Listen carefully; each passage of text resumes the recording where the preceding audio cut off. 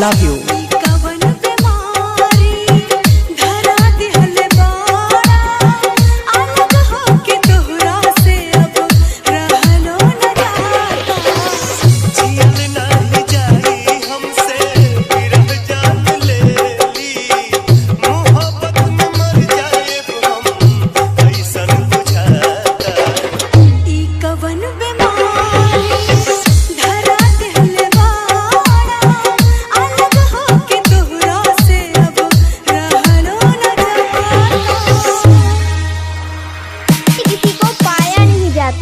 खोने से किसी को भुलाया नहीं जाता, रोने से किसी को पाया नहीं जाता, खोने से किसी को भुलाया नहीं जाता।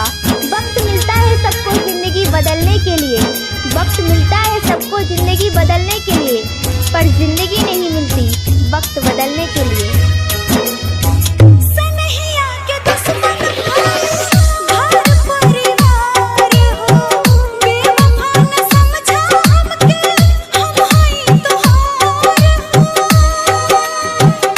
प्रीति बेवफा सनम।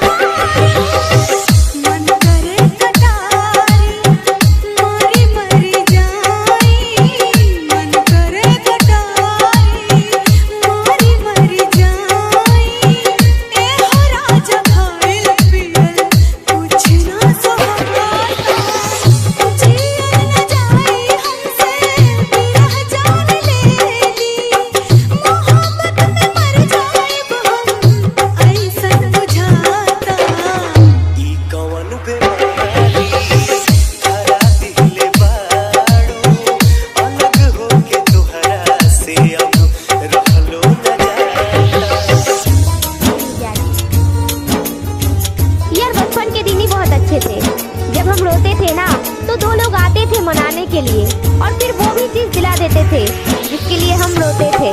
पर अब दिलवाने की बात तो छोड़ ही दो, कोई मनाने भी नहीं आता।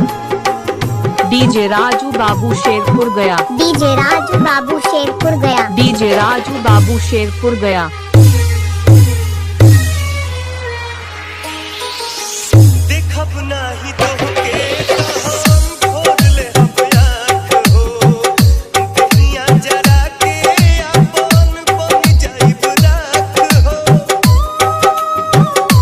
सोनी लव यू।